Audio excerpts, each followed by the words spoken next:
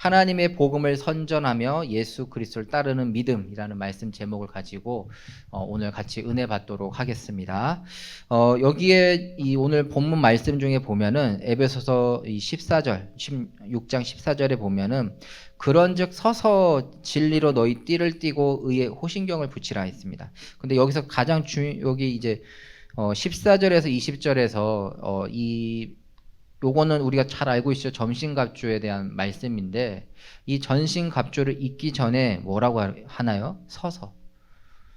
서서. 요 부분이 참 중요한 부분이에요. 예. 이 서서라는 것은 쓰러지지 말고 또 밀리지도 말고 버티고 서 있으라라는 것이죠. 그래서 즉 일관된 자세를 유지하라라는 것이에요. 일관된 자세를 유지해라.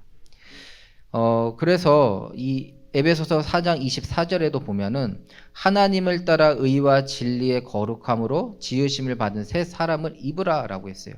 신앙에 있어서도 가장 중요한 것이 뭐냐? 일관된 자세를 유지하는 것이에요. 예.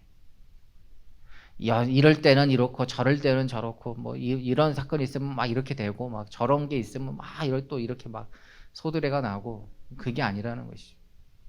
일관된 자세, 이 복음 안에서 나의 신앙이 더 이상 흔들리지 않는. 그래서 여호수아가 이 모세를 이어서 여호수아가 이 모세의 역할을 할 때에 여호와께서 뭐라고 하시나요? 좌로나 우로나 치우치지 말라. 내가 너와 함께하고 있다. 그래서 우리가 늘 인도받아야 되는 것이 바로 이러한 여러 가지 여러분들의 그런 환경과 상황 속에서 이렇게 좌로나 우로나 치우칠 수 있는 상황들이 막 생길 것입니다. 그러나 우리의 신앙 안에서 우리가 이것을 본다고 하면은 바로 쓰러지지 말고 밀리지도 말고 버티고 설 수 있는 일관된 자세, 일관된 내 안에 이 복음의 중심으로 신앙 생활을 나의 교회뿐만 아니라 여러분들의 삶의 현장 속에서도 일관되게 인도받을 수 있는 그 은혜가 우리에게 필요함을 알려주고 계시는 것이죠. 그래서 날마다 이 복음의 새 사람을 입는 정말 이 대청부 되시기를 바랍니다. 그래서 첫 번째로 전신갑주를 입으라고 했어요. 14절에 의로움과 진리는 하나님께 속한 것입니다. 진리로 허리를 띠고 의의 호신경을 붙이고, 허리띠와 호신경을 이제 여기죠, 가슴에 이제 붙이는 것이죠. 그래서 이것은 이 의로움과 진리라는 것은 하나님께 속한 것이라는 것이에요. 반면 마귀는 이 거짓의 아비로 계계와 속임수를 씁니다. 그래서 이것에 대적할 수 있는 힘은 내 스스로 있는 것이 아니라 하나님께 속한 의와 이 진리가 있어야 됨을 우리에게 밝혀주고 있는 것입니다. 또 15절에 보면은 평안의 복음이 준비한 것으로 신을 신고라고 했습니다. 이 평안의 복음, 이 평안이라는 것은 화평과 샬롬이라는 의미를 가지고 있습니다. 예, 샬롬이라는 거는 이제 우리나라로 따지면 이제 밥 먹었니 이런 느낌인 거죠. 예, 우리가 뭐 밥을 진짜 안 먹어서 밥 먹었니가 아니라 우리 인사잖아요. 근데 이거는 여러분들하고 또 이제 또 많이 또 끄떡끄떡 하면은 이제 나보다 위에 있어야 되고. 예, 왜냐하면 옛날에 이제 이 6.25나 이런 시절에 밥을 잘 먹지 못하는 그런 시절에 있을 때 사람 이제 서로 간의 인사가 오늘 밥 잘 먹었냐, 이제 그게 인사가 된 거거든요. 근데 그게 이제 우리는 그냥 아침 인사, 뭐 점심 인사, 저녁 인사, 또 때로는 우리가 다음에 또 이렇게 만나기를 약속할 때도 우리 밥 먹자 그러잖아요. 그런 것처럼 이 샬롬이라는 거는 이스라엘 사람들에게는 이렇게 늘 인사하는 내용의 인사말이에요. 그래서 평안했냐? 오늘도 편안했냐? 왜 이스라엘 사람들은 왜 그렇죠? 날마다 이 전쟁 가운데 있었잖아요. 뭐 지금도 또 전쟁 가운데 있지만 계속 외부의 그 주변국들의 그 침투를 계속 당하는 나라였어요. 근데 그게 참 공교롭게도 성경에 써 있는 내용대로 보면은 언제냐? 하나님을 경외할 때가 아니라 이스라엘 백성인데도 불구하고 하나님을 경외하지 않을 때, 하나님을 멀리했을 때 꼭 그때마다 이게 노예가 되고 또 포로가 되고 또 속국이 되는 그런 사건들을 계속해서 마치게 됩니다. 그래서 샬롬, 오늘 평안했냐? 라는 질문을, 이런 인사를 합니다. 에베소서 2장에 보면은 그리스도가 우리의 화평이라고 했습니다. 그래서 우리의 화평이 되시는 그 예수 그리스도. 그래서 성령은 화평으로 교회를 하나 되게 하십니다. 즉 예수 그리스도를 통하여서 성령께서는 이 복음의 이 내용을 가지고 교회를 하나 되게 하신다라는 것입니다. 그러나 마귀는 뭐예요? 성냄과 분냄으로 하나를 깨는 역할을 하는 것이죠. 즉 마귀는 하나됨을 깨트리지만 이 복음은 뭐예요? 관계의 화평을 회복시켜 나가는 것이에요. 그래서 오늘 이 전신갑주 이제 여러 가지 여러분들 이제 초등학교 때 이럴 때 이거 가지고 퀴즈도 하고 그렇죠, 달란트도 받고 했을 텐데 또 새롭게 한번 오늘 들어보시기 바랍니다. 또 성령은 그렇죠. 16절 17절에는 모든 것을 위해 믿음의 방패를 가지고 이로써 능히 악한 자의 모든 불화살을 소멸하며 구원의 투구와 성령의 검 곧 하나님의 말씀을 가지라라고 했어요. 여기서 중요한 핵심 포인트는 믿음과 구원과 하나님의 말씀을 이렇게 말씀하고 있습니다. 하나님의 자녀는 믿음으로 구원을 얻습니다. 그리고 믿음은 우리가 하나님께 담대함과 확신으로 나아가게 합니다. 또한 말씀은 교회를 거룩하게 하고 또 하나님 앞에 서게 하는 것입니다. 우리가 이 하나님의 말씀이 내 안에 없다. 근데 여러분들이 있잖아요. 그렇죠? 오늘 아침부터 지금까지 최소한 2번에서 3번 여러분들이면은 그 정도 지금 들었을 거예요. 그렇죠?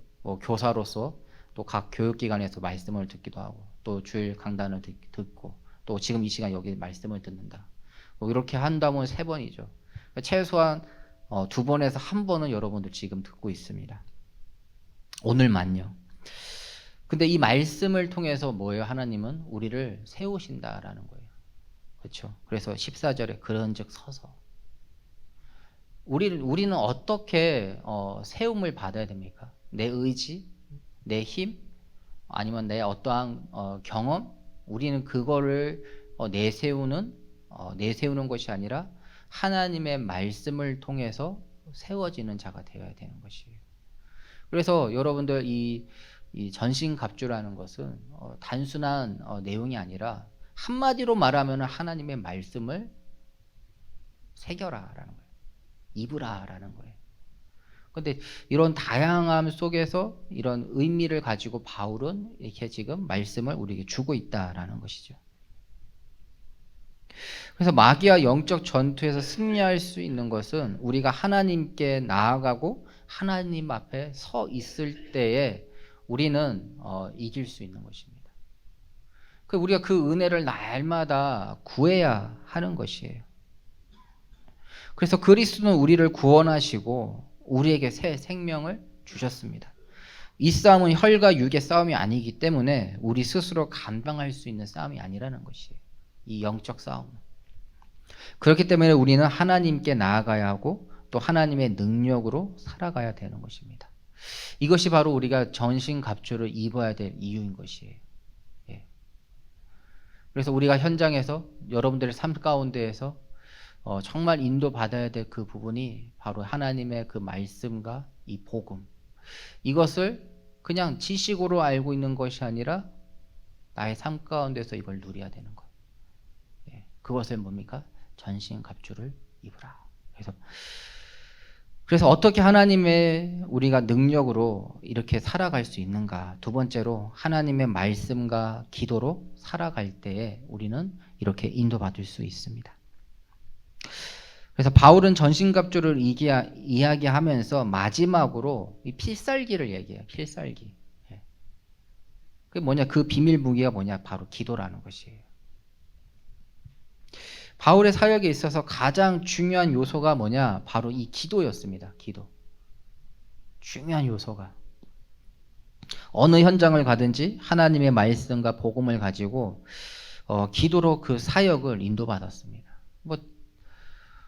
어떨 때 그렇나요? 뭐 본인이 다메섹 언덕에서 예수님을 만났을 때 기도했고, 또 아시아로 계속 가려고 하는데 계속 문이 막히는 그 드로아의 그 시간, 멈춤의 시간 속에서도 바울은 기도하는 가운데 이 성령이 부르시는 대로 또 이제 가게 되죠.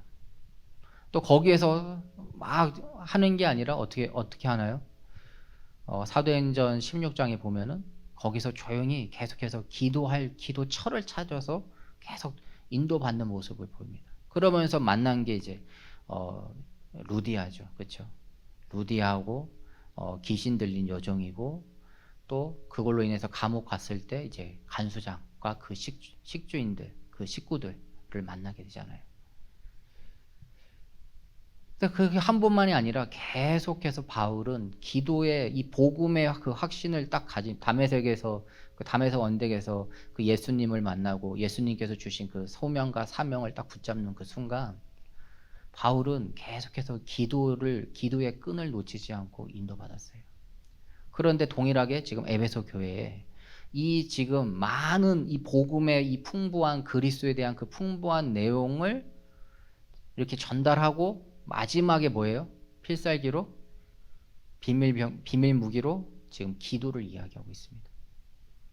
그래서 우리에게도 있어서 참 이 기도라는 거는 중요한 내용입니다. 바울은 기도 속에서 하나님이 만나게 하시는 그 만남을 가졌고, 또 그 만남을 통해서 그 현장에 복음이 퍼져 나감을 체험했습니다. 우리는 오늘 이 전신갑주로 영적 싸움을 어떻게 하는지 이렇게 쭉 짧지만 간단하지만 우리가 지금 보고 있습니다. 그런데 우리에게 기도가 없다면 이 영적 싸움을 어떻게 해야 하는지 알고 있으면서도 싸우지 않고 있는 것과 마찬가지라는 것이에요. 그래서 한 예로 우리가 막 보통 사람이 들을 수 없는 예를 든다면, 뭐 어떤 세미나에 가서 중요한 내용들을 여러분들이 들었다고 생각을 해보세요. 그런데 그거를 나 이제 뭔가 이걸 가지고 하면은 뭔가 할 수 있을 것 같아, 생각만 갖고 있다라고 하면은 그게 실제로 그게 나에게 적용이 된 건가요? 나의 삶에? 안 된 거잖아요. 그렇죠? 그냥 언젠가는 내가 이거 알고 있으니까 내가 언제든지 내가 맘만 먹으면 할 수 있어 라고 생각하는 거는 실제로 아무것도 움직이고 있지 않는 것이에요. 여러분들 오늘 또 이 대청구 예배 이후에 또 여러분들 예배 드리고 또 여기 또 이런 또 포럼도 하고 하시잖아요. 근데 너무나 좋은데 그걸 가지고 여러분들이 기도하지 않는다고 하면은 여러분들은 오늘 머리로만 들었지 실제 나의 삶 가운데에서 하나님의 말씀을 체험하기는 참 어려울 것 같습니다. 왜 그렇습니까? 하나님은 말씀을 주시고, 또 그 말씀을 통해서 우리에게 믿음을 주시고, 또 그 믿음이 이제는 우리에게 기도 제목으로 바뀌게 되고, 우리가 기도할 때에 하나님께서 그 기도의 내용대로 내용이 하나님의 말씀에 근거한 내용이라고 하면은 하나님께서는 그 기도를 주장하십니다. 그래서 우리가 말씀을 받고 끝나는 인생이 아니라 말씀을 받았다고 하면은 이제는 비밀 무기, 기도로 연결해야 되는 것이에요. 그래서 우리에게 기도가 없다면요, 영적 싸움을 어떻게 해야 하는지 알고는 있지만 실제로 움직이지 않는 것과 같은 것입니다.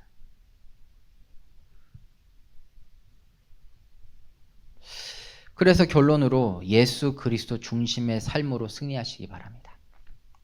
19절 20절에 또 나를 위하여 구할 것은 내게 말씀을 주사 나로 입을 열어 복음의 비밀을 담대히 알리게 하옵소서 할 것이니, 이 일을 위하여 내가 쇠사슬을 매인 사신이 된 것은 나로 이 일에 당연히 할 말을 담대히 하게 하려 하심이라 그랬습니다. 마지막으로 바울이 이 에베소 교회에 요청하는 것은 다른 게 아니라 바로 기도였습니다. 바울 또한 이 에베소 교회에 이 지금 1장부터 6장까지 계속해서 예수님에 대한 그 비밀과 또 이 사단에 대한 사단이 어떻게 역사하는지에 대해서 에베소서에 나오잖아요. 그런 내용들을 쭉 설교를 하면서 마지막에 뭐냐, 바울도 다시 에베소 교회에 기도를 요청하는 모습을 우리가 볼 수 있는 것이에요.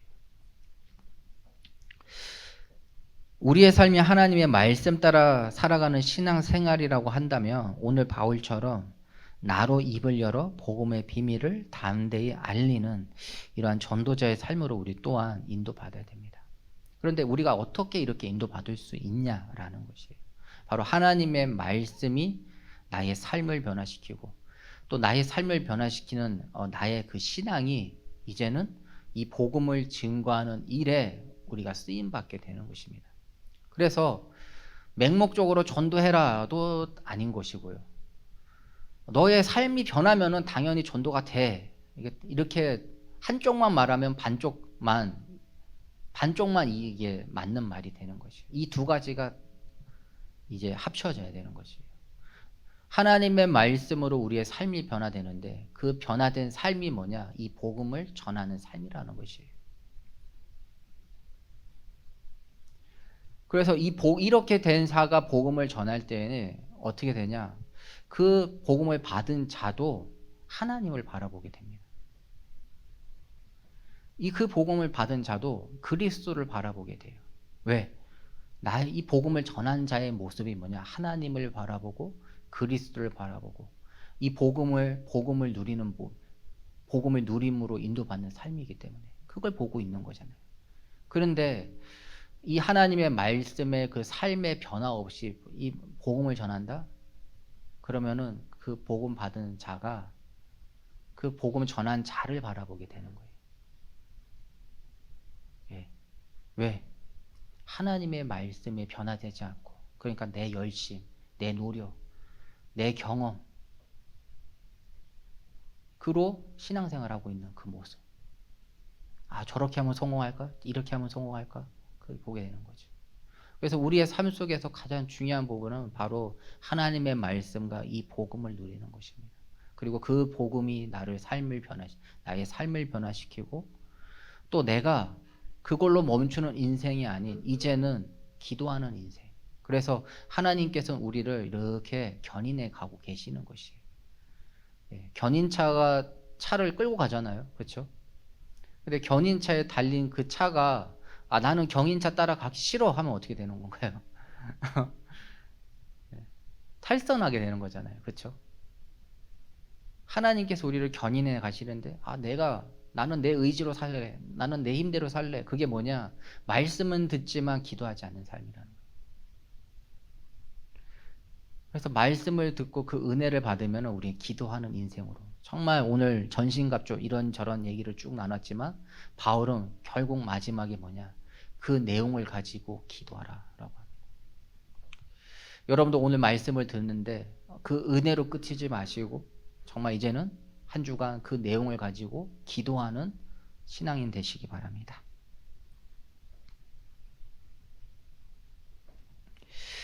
근데 참 아이러니한 게 있어요. 오늘 말씀에요. 바울이 지금 어디 있냐라는 거예요.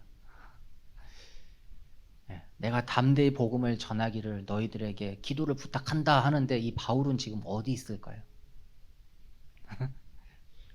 어디 있을까요? 감옥에 있어요. 감옥에 있는데 나를 위해서 이 복음을 담대히 선포할 수 있도록 기도해 달라고 그래요.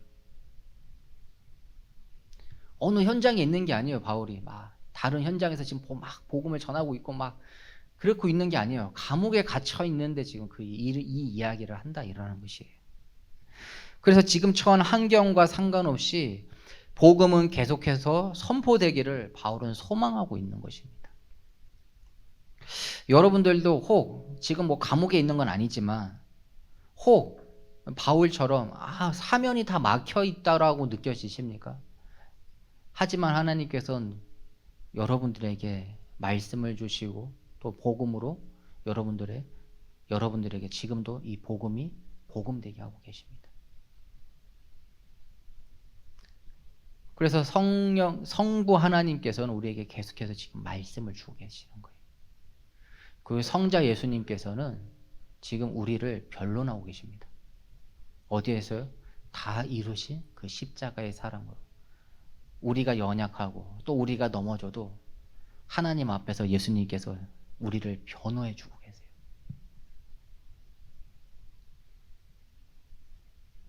그러면서 성령께서는 지금 뭡니까? 우리와 함께 그러면서 나보다 나를 더 탄식하는 마음으로 여러분들을 위해서, 나를 위해서 지금 간구하고 계십니다. 이 성삼위 하나님의 은혜를 우리가 누린다. 정말 하나님께서 이렇게 말씀과 또 우리를 이 복음으로 변론해 주시고 또 탄식하는 마음으로 나를 위해서 기도하고 계시는 그 하나님, 그 은혜가 있다라고 하면은 우리는 더욱 이 하나님의 말씀에 집중해야 되는 것이에요. 즉 문제를 자신의 힘이 아닌 하나님의 힘으로 풀겠다 하는 것이 바로 기도라는 것이에요. 내 의지, 내 경험으로 이거를 해결하겠다가 아니라 하나님의 힘으로 이것을 인도받겠다, 응답받겠다 하는 것이 바로 기도라는 것입니다. 그래서 전신갑주 하나님의 말씀과 복음이 나에게 담기고 있다면 이제 기도로 실제로 여러분들의 삶을 움직이시기 바랍니다. 그래서 오늘 말고 다음 주가 이제 에베소 끝나거든요. 에베소도 이제 딱 끝나요. 이제 다음 주가 이제 피날레예요. 이제 마지막. 근데 오늘 다시 한번 점검해 보시기 바랍니다. 나는 그냥 말씀만 듣고 은혜 받고 끝나는 인생으로 지금 살고 있는가? 아니면 그걸 가지고 이제 이것이 나의 비밀로 이제는 기도로 내 의지, 내 힘, 내 경험, 나의 어떤 것으로 해결하는 것이 아닌 하나님의 힘으로 지금 해결하려고 하는 그런 신앙생활을 지금 하고 있는가? 그래서 예수 그리스도의 중심의 삶으로 이 복음의 비밀을 담대히 그 비밀을 가지고 알리는 전도자의 삶으로 승리하는 우리 대청부 되기를 축원합니다.